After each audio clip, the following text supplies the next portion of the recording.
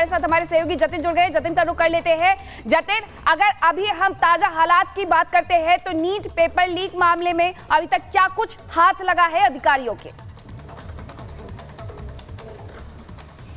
आज बिल्कुल देखिए, आज सुबह ही जो सीबीआई की टीम है वो पटना में मौजूद है और ईओयू से उनकी केस डायरी ली जा रही है। ईओयू ने अभी तक जो भी इन्वेस्टिगेशन बिहार पेपर लीक मामले में की है, पटना पेपर लीक मामले की है, उसकी सीबीआई अपनी केस डायरी ले रही है। उसके आधार पर आगे जांच जो है वो की जाएगी। लेकिन सीबीआई सोर्सेज का साफ तौर पर कहना है कि अब जो सीबीआई की जांच है वो एनटीए ऑफिसर्स के भी रडार पर है। एनटीए ऑफिसर्स की क्या कुछ भूमिका रहती है, एनटीए इस एग्जाम को किस तरीके से कंडक्ट कराता है, प्रिंटिंग इस पूरे क्वेश्चन पेपर की कहां पर होती है, उसके बाद उसको डिस्ट्रीब्यूट कैसे किया जाता है एग्जामिनेशन सेंटर, और उस इलाके में बैंक तक कैसे ये एग्जाम पहुंचता है, क्वेश्चन पेपर पहुंचते हैं, एग्जाम की जो आंसर शीट है उसको किस तरीके से रिसीव करके आगे पहुंचाया जाता है। तो इस पूरी पारदर्शिता को समझने की अब सीबीआई कोशिश कर रही है। उसी एक कड़ी को जोड़ते हुए मैं आपको ये तस्वीर दिखाऊं। ये दरअसल झारखंड के हजारीबाग इलाके की तस्वीर आप देख रहे हैं। ये कुरियर कंपनी है। इस कुरियर कंपनी का ये भी एनटीए का एक हिस्सा है, और हिस्सा इस लिहाज से कि यहां से ही जो आंसर शीट है वो सप्लाई की जाती है बैंक को,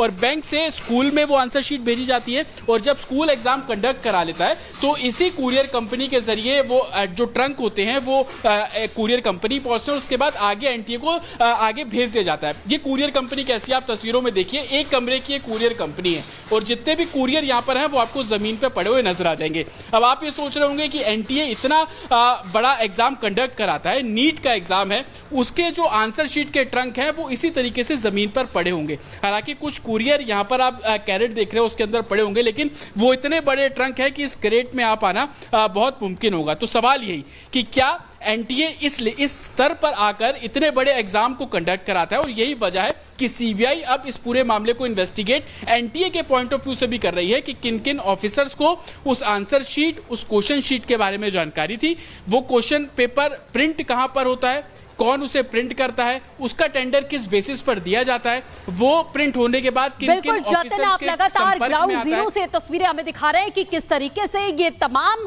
जो लोग हैं, ये पूरा नेक्सस है वो चलता है। लेकिन रिपब्लिक भारत के पास में उस ट्रक की भी तस्वीर है, साथ ही उस ट्रंक की भी तस्वीर है। को पेपर्स लाए गए थे, प्रश्न पत्र लाए गए थे, उसकी तस्वीर भी हम आपको दिखाई देंगे। रिपब्लिक भारत के पास में उस ट्रक की तस्वीर, पेपर लीक मामले से जुड़ी है बड़ी खबर। जिस ट्रक से ओएसएस स्कूल पेपर लाए गए थे, जिनकी तस्वीरें आप यहां पर देख सकते हैं, जिनको देखकर ही इस बात का अंदाजा लगाया जा सकता है कि किस तरीके से इन्हें ये जो ट्रंक है वो बेहद अलग यहां पर दिखाई दे रहे हैं। हालांकि ओएसएस स्कूल के प्रिंसिपल की बात करें तो वो सीधे तौर पर पेपर लीक होने की बात को दरकिनार करते हुए नजर आए। लेकिन दो तस्वीरें इस वक्त हम आपको दिखा रहे हैं कि टेम्पो में जो आंसर शीट आई थी उसकी तस्वीर आप देखिए, जिसमें दो लोग आपको दिखाई दे रहे हैं। प्रिंसिपल एहसान उल हक नजर आ रहे हैं, और कुरियर वाला लड़का आपको दिखाई दे रहा है, रिसीव करते हुए प्रिंसिपल नजर आ रहे हैं। और इन्हीं बक्सों में पेपर आए थे जो बहुत अलग तरीके के दिखाई दे रहे हैं। इनके हैंडल्स भी बहुत अलग तरीके के हैं, जिसको लेकर सवाल यह उठ रहा है कि क्या इन्हें यहां पर चिन्हित किया गया था कि अलग तरीके से ये जो सीधे तौर पर जो बक्से हैं वो यहां पर देखे जा रहे हैं। और हजारीबाग के जो प्रिंसिपल हैं उनसे भी बातचीत यहां पर की है, स्कूल के प्रिंसिपल से। क्या कुछ वो कह रहे हैं वो भी आप सुनिए। सर, ये वीडियो हम लगातार अपने दर्शकों को दिखा रहे हैं। जब हम, क्या ये वो ट्रंक है जिसके अंदर पेपर आए थे? जी, ये एग्जैक्टली यही ट्रंक है जिससे पेपर्स आए थे। अच्छा, ये वीडियो जब हम देख रहे हैं तो इस वीडियो में देखेंगे इसके जो एक तरीके से पॉइंट्स हैं वो अलग है, मतलब जो हैंडल है वो अलग कलर का है, और दूसरे ट्रंक का जो हैंडल है वो अलग तरह का है। क्या वाकई ऐसा था? जी, ऐसा था। क्या लगता है सर कि टेम्पर होने की एक ये रीजन हो सकता है? हाँ, इसके बारे में हमें कोई जानकारी नहीं होती है। ये बॉक्सेस जब एनटीए से आते हैं तो ये कवर्ड होते हैं एक गत्ते से, एक कार्डबोर्ड, एक कूट्स के कवर से। तो हम लोग को जो बाहर से नजर आता है वो एक वाइट कूट होता है, और वो जो टेपिंग किया हुआ रहता है चारों तरफ से। ये बक्से इनफैक्ट हम लोग को नजर भी नहीं आते। ये बक्से नजर आते हैं सीएस को। हमारे पास जब ये ट्रंक्स जमा होने के लिए आते हैं तो सीएस और ऑब्जर्वर्स लेकर आते हैं, तब हम जानते हैं ये बक्से एनटीए के हैं। तो आपने जब देखा तो आपको ऐसा नहीं लगा कि ये हैंडल अलग है?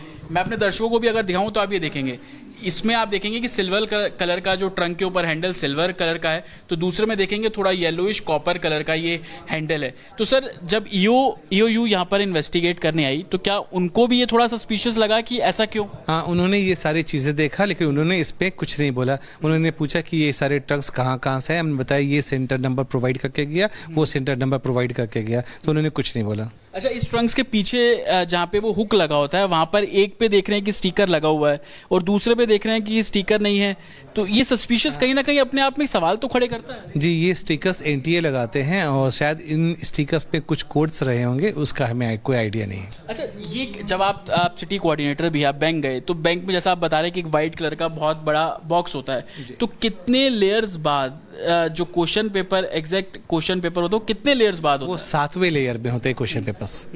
कैसे होता है सर, अगर थोड़ा सा? सबसे पहले आप देखेंगे ये बॉक्स जो आप ये आयरन बॉक्स आपको दिख रहा है, इसके ऊपर में एक गत्ते का कवर होता है व्हाइट कलर का, जो कवर्ड होता है, उसमें टेपिंग की हुई होती है। तो वो वही टेपिंग हम लोग चेक करते हैं कि वो टेपिंग सिक्योरिटी होती है। उसके बाद ये सारे जगह चला जाता है और जब सीएस और ऑब्जर्वर्स इसे खोलते हैं तो इसे कट करके हटाना पड़ता है उस गत्ते को। तो वो एक कटर आता है, उस कटर के माध्यम से कट करके हटाते हैं। अल्टीमेटली आयरन बॉक्सेस निकलता है। इन आयरन बॉक्सेस में 2 लॉक्स होते हैं, वो दोनों लॉक्स को खोलने के बाद ही ये बक्सा खुलता है। बक्से में फर्दर एक कवर होते हैं, ठीक, उस कवर के अंदर में फिर एक कवर होता है जिसमें जो नॉन टेम्पर्ड कवर्स होते हैं, जिसमें क्वेश्चन पेपर्स या आंसर बुकलेट्स होते हैं, और वो भी आंसर बुकलेट सील्ड होता है। डिजिटल लॉक भी होता है सर इसमें? जी, इस बार नीट के एग्जाम में एक डिजिटल लॉक था जिसे स्वयं खुलना था 1:15 में, और एक दूसरा लॉक था जिसे कट करने के लिए एनटीए ने एक छोटी सी आरी दे रखी थी बगल में चिपका कर। तो उस आरी से एक को काटना था और दूसरा को डिजिटल लॉक खुलना था। तो सबसे पहले सारे सेंटर सुपरिटेंडेंट्स वेट कर रहे थे कि वो डिजिटल लॉक खुल जाए, फिर हम लोग आगे कुछ करेंगे। लेकिन पूरे कंट्री में ऑलमोस्ट डिजिटल लॉक नहीं खुला। सारे सीएस, सारे ऑब्जर्वर्स, सारे सीसीज एनटीए को कॉल करना शुरू कर दिए कि डिजिटल लॉक नहीं खुला। तब एनटीए से करीब 1:15 में नहीं खुला तो 1:20 तक नॉर्मली लोग वेट करते हैं, तो 1:20 में कॉल करना शुरू किए। तो एनटीए से फिर फर्दर गाइडलाइन है कि आप लोग उसी कटर का यूज करके उस डिजिटल लॉक को भी काट दें। फिर उसे काट दिया। आप लोगों ने उस डिजिटल लॉक को काटा जबकि वो अपने आप खुलना था, राइट। कोई क्लैरिफिकेशन नहीं आया कि ऐसा क्यों? कोई क्लैरिफिकेशन नहीं आई। और जो ऑब्जर्वर थे उन्होंने बात की और फिर आपको लोगों को डायरेक्शन जी जी जी।